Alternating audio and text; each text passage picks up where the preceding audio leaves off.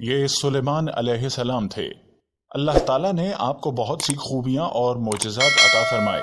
سورہ نمل آیت نمبر 16 میں ہے، اور داؤد کے وارث سلیمان ہوئے، کہنے لگے لوگو ہمیں پرندوں کی بولی سکھائی گئی ہے اور ہم سب کچھ دیے گئے ہیں، بے شک یہ بالکل کھلا ہوا فضل الہی ہے۔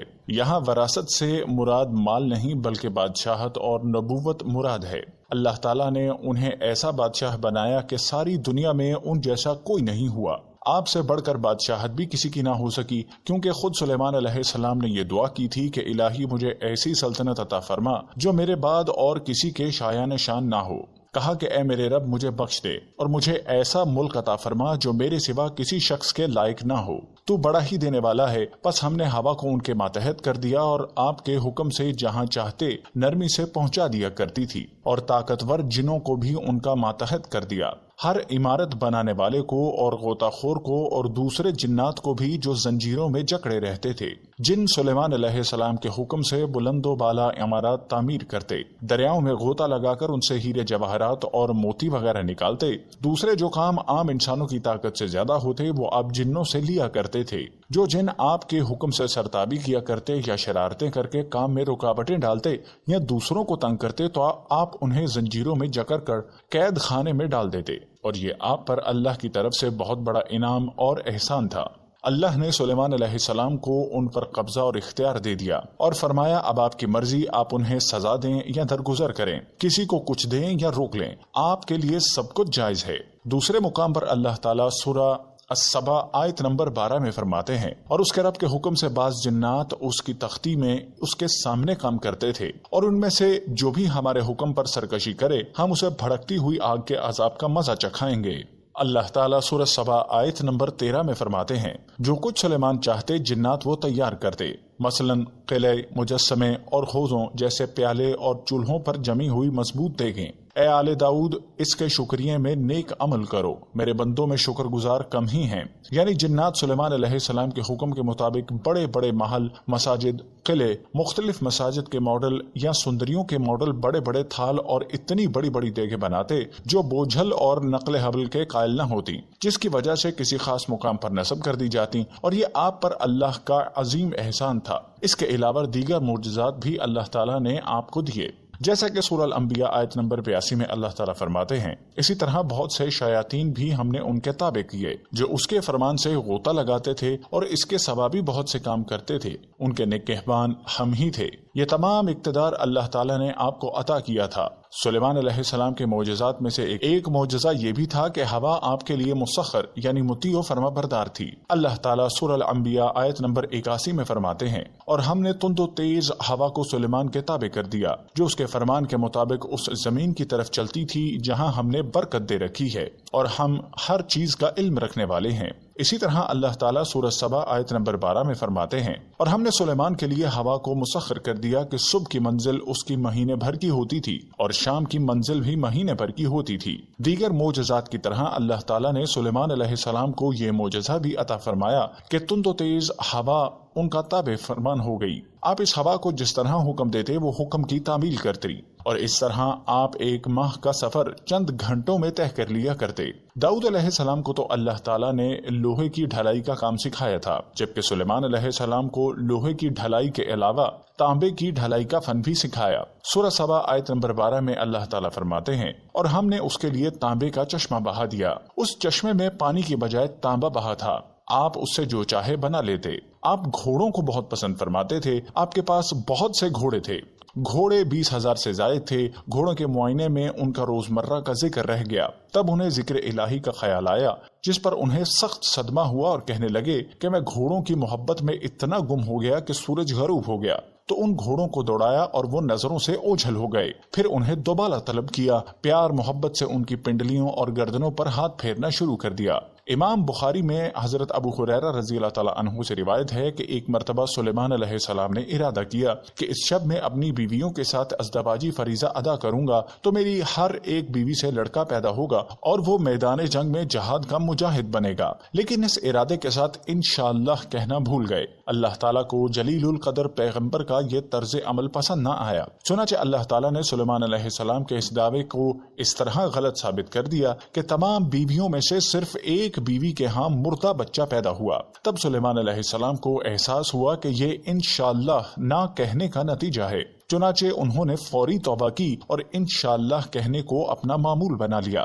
اللہ تعالیٰ نے آپ کو فیصلہ کرنے کی زبردست صلاحیت عطا فرمائی تھی۔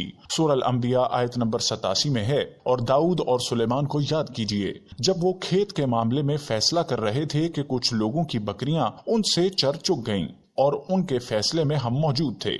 ہوا یہ کہ دو آدمی ہمسائے تھے، ان میں جھگڑا ہو گیا۔ ان میں سے ایک کے پاس کھیت تھا، اس میں اس نے فصل بو رکھی تھی، دوسرے کے پاس کچھ بکریاں تھیں۔ بکریوں کا چرواہا رات کے وقت دیوار والے دروازے کو بند کر دیتا تھا تاکہ بکریاں نکل کر فصل کو نقصان نہ پہنچائیں۔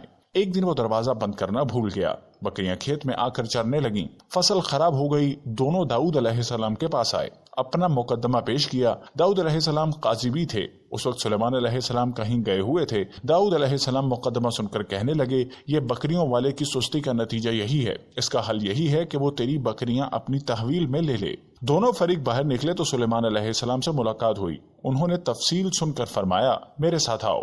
سلیمان علیہ السلام ان دونوں کو داؤد علیہ السلام کے پاس لے گئے اور بولا، اس مقدمے کا اس سے بہتر فیصلہ یہ ہے کہ یہ بکریاں زمین والے کو دے دیں اور زمین بکریوں والے کو۔ جب بکریوں والا زمین کو پہلی حالت میں اگا دے گا تو آپ دونوں کی چیزیں لوٹا دیں، اس طرح کھیتی کا مالک بکریوں کے دودھ سے فائدہ حاصل کرتا رہے گا۔ یہ فیصلہ زیادہ بہتر تھا، اس سے بکریوں والا اپنی بکریوں سے بالکل محروم نہ ہوا اور کھیتی والے کا نقصان پورا ہو گیا۔ یہ فیصلہ آپ کو اللہ تعالیٰ نے سمجھایا تھا۔ اللہ تعالیٰ سورہ الانبیاء آیت نمبر 99 میں فرماتے ہیں، ہم نے اس کا صحیح فیصلہ سلیمان کو سمجھا دیا، ہاں ہر ایک کو ہم نے علم و حکمت سے نوازا تھا۔ بخاری و مسلم میں ایک حدیث ہے، اس میں اسی قسم کا ایک واقعہ بیان ہوا ہے کہ دو عورتیں اپنا مقدمہ داؤد علیہ السلام کے پاس لائیں۔ دونوں کو اللہ نے ایک ایک بچہ دے رکھا تھا۔ ایک بھیڑیے نے حملہ کر کے بڑی عمر والے بچے کو چیر پھاڑ ڈالا۔ عورت چالاک تھی، اس نے چھوٹی عمر والے بچہ چھین کر کہا، یہ میرا بچہ ہے۔